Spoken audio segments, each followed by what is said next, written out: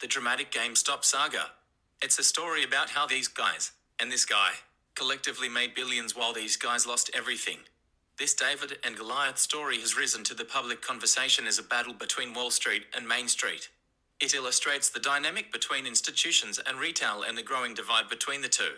This video will provide a complete breakdown of the story in just a few minutes. GameStop is a retailer that sells video games, consoles, and gaming equipment in its stores. With the rise of digital downloads for console games and the overall decline in retail, GameStop has seen its sales decrease in recent years. Enter hedge funds. Seeing the writing on the wall, investment funds stepped in and decided to short the company.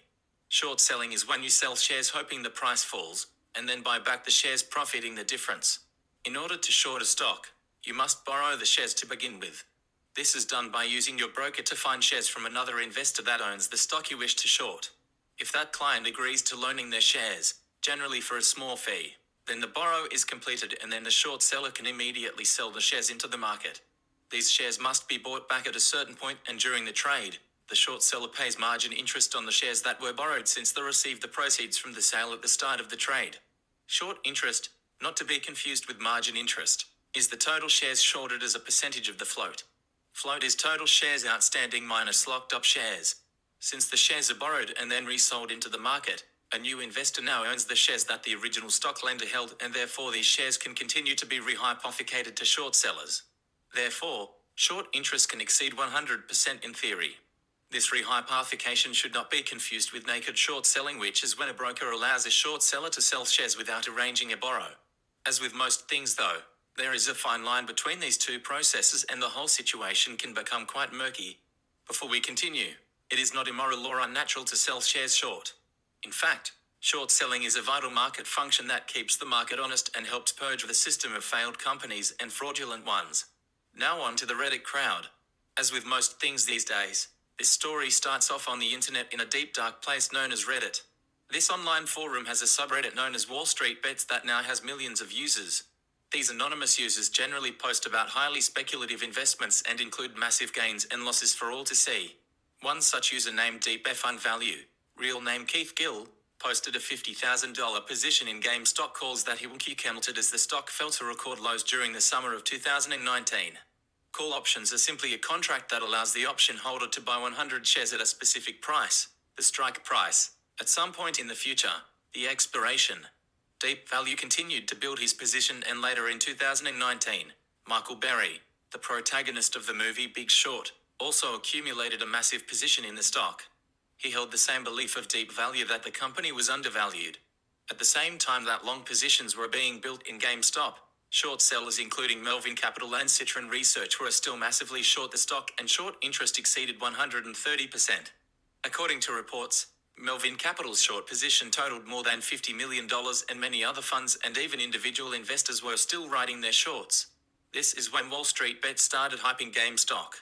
The forum reiterated that the company was undervalued, but this quickly evolved into taking advantage of the situation. As the Reddit crowd was amassing its positions, Judy co-founder Ryan Cohen invested $76 million into GME at an average price of $8.43 in late 2020. On the last day of 2020, GME shares closed at $17.25. Shares really started rising on January 13th when the stock rose from $20.42 to $31.40. By January 22nd, the shares had risen to $65. Since there was a 130% short interest, the forum started loading up on call options, which did two things.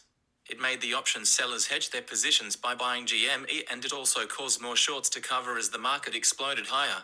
A gamma squeeze is created when options dealers must aggressively hedge their short options exposure. Gamma is an options Greek that refers to the rate of change of an options delta.